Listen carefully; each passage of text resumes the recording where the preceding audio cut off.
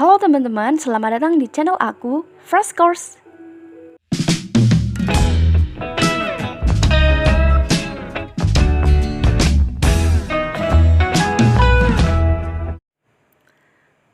Oke teman-teman, selanjutnya kita akan bahas tentang future tense. Oke.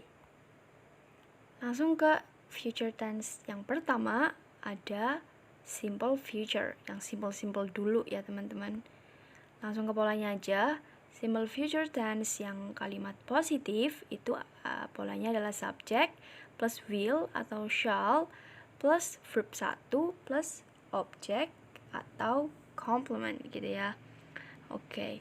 Di sini will atau shall ini kedudukannya itu sebagai auxiliary gitu ya teman-teman. Dan kalau ada auxiliary ataupun modal itu pasti nanti diikuti sama verb 1 gitu teman-teman. Auxiliary itu kayak apa ya? Kayak will, shall, terus juga ada may, might, should gitu ya. Pasti itu diikuti sama verb 1. Jadi kalau misalnya kalian nemu soal terus di situ ada modal atau auxiliary terus diikuti bukan oleh verb 1, itu berarti salah teman-teman. Dan kalau misalnya soal itu adalah error ya, soal yang disuruh mencari kesalahan, ya udah berarti itu jawabannya gitu. Oke, next ke pola yang kedua. Pola negatifnya adalah subject plus will atau shall plus not plus verb 1 terus diikuti sama objek atau complement. Terus yang interrogatif ada will atau shall terus diikuti sama subjek terus verb 1 objek atau auxiliary gitu. Terus untuk time signalnya itu ada tomorrow ya kan. Future itu kan masa depan, berarti ini kayak masih menghayal gitu ya. Jadi ada tomorrow, ada tonight, menghayal atau merencanakan. Oke, ada tomorrow, ada tonight, ada this evening, ada next week atau month atau year gitu ya. Ada soon, ada later. Nah, gitu. Terus untuk function, the function of simple future itu untuk menyatakan perbuatan yang terjadi di masa mendatang. Nah, udah jelas ya. Untuk menyatakan rencana gitu, untuk menyatakan perbuatan yang terjadi di masa datang. For example, I will not give up on us even if the skies get red. Nah, di sini yang simple future-nya itu di will not give up. Tidak akan menyerah. Martin will see me tomorrow. Martin akan melihatku besok. We shall hold a great party next week. Nah, kita akan pergi ke party next week. Kita akan punya party besok. Oke, teman-teman. Shall, bedanya shall sama will, itu kalau shall itu biasanya diikuti sama I dan V gitu ya. Tapi kalau will itu bisa di subjeknya, maksudnya shall itu subjeknya bisa V sama I gitu ya. Tapi kalau will itu bisa untuk semua subjek gitu, teman-teman. Next ke sentence future yang kedua, yaitu future continuous. Udah jelas ya, future masa depan berarti nanti pakai will atau shall, terus continuous pasti nanti ada apa teman-teman? Iya, ada be sama ada verb ing-nya gitu. Ingat-ingat ya, continuous itu pasti ada be atau to be lah ya. Terus nanti diikuti juga sama verb ing. Untuk polanya yang kalimat positif adalah subject plus will atau shall terus diikuti sama to be plus verb ing, objek atau complement. Terus yang negatif subject will atau shall diikuti sama not, be, verb ing, objek atau complement. Terus yang interrogatif juga will atau shall-nya di depan, subject, be, verb ing, objek atau complement gitu. Untuk time signal-nya misalnya at 8 o'clock tomorrow, jam 8 besok ya. Ini udah spesifik waktunya atau time signalnya itu udah spesifik karena ini apa ya, sedang gitu. Besok jam segini tuh aku di sini gitu. Besok jam segini tuh aku lagi tidur misalnya. Nah, udah spesifik banget. Pas itu aku lagi ngelakuin ini. Nah, itu maksud dari time signal ini, teman-teman. Terus at the same time tomorrow. Terus tomorrow morning atau evening atau dan seterusnya.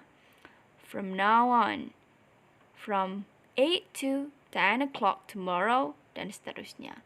Oke, the function of future continuous itu yang pertama untuk menyatakan perbuatan yang sedang berlangsung pada waktu tertentu di masa yang akan datang. Ingat-ingat teman-teman. Menyatakan perbuatan yang sedang berlangsung pada waktu tertentu di masa yang akan datang. Nah, jadi kita merencanakan dan membayangkannya itu merencanakan atau membayangkan gitu ya.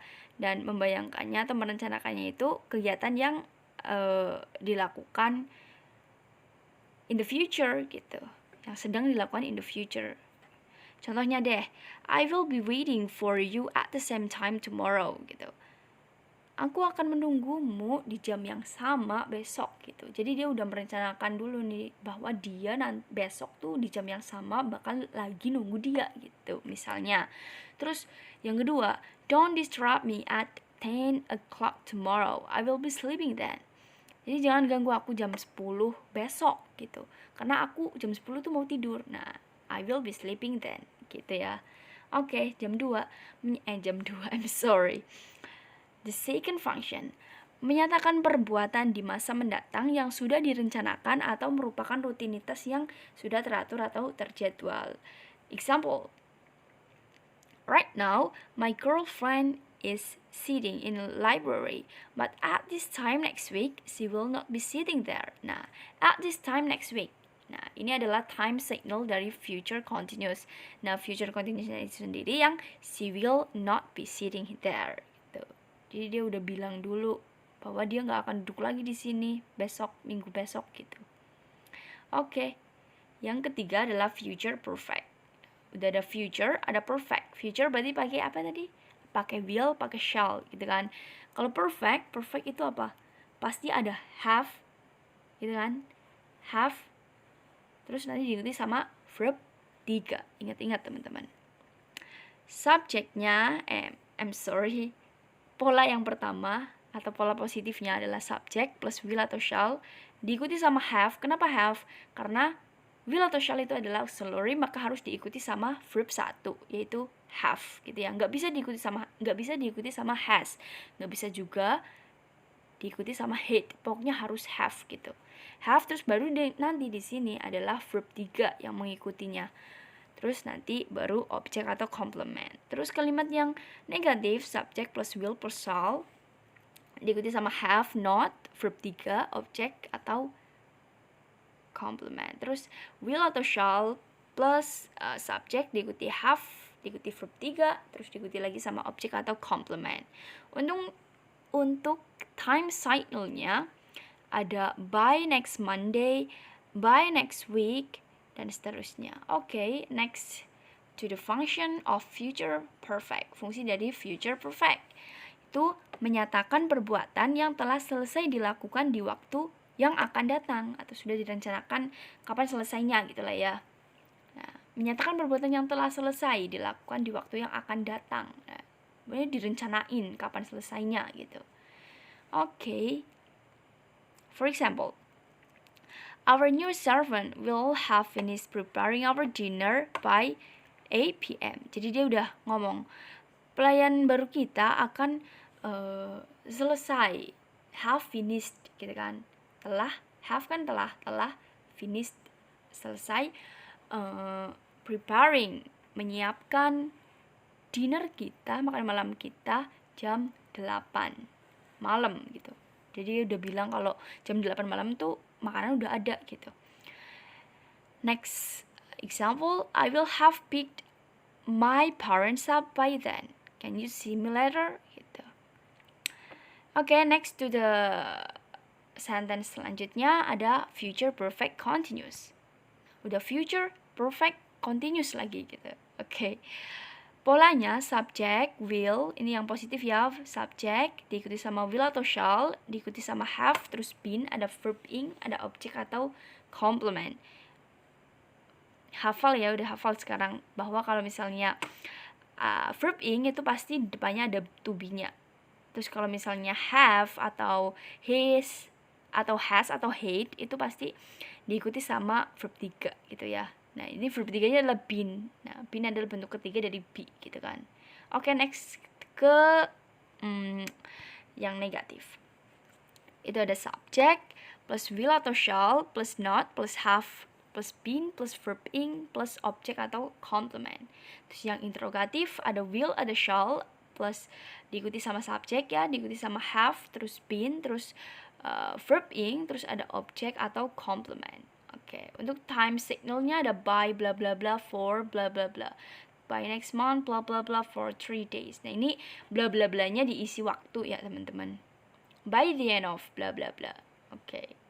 Fungsi dari future perfect continuous itu untuk menyatakan aktivitas yang sudah dilakukan dan aktivitas itu tuh masih berlangsung pada waktu tertentu di waktu yang akan datang gitu. Nah, gitu ya teman-teman. Pahami. Oke, example-nya ini, by the end of the year, akhir tahun ini, my family will have been traveling to Raja Ampat. Jadi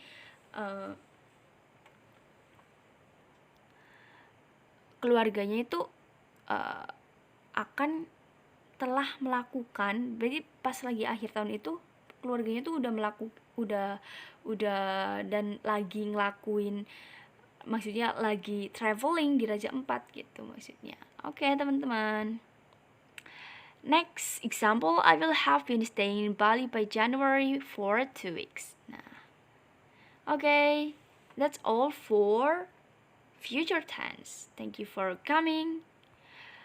Don't forget to subscribe, like, and comment. Subscribe my YouTube channel, Fresh Course, and follow my Instagram @Fresh Course. Thank you.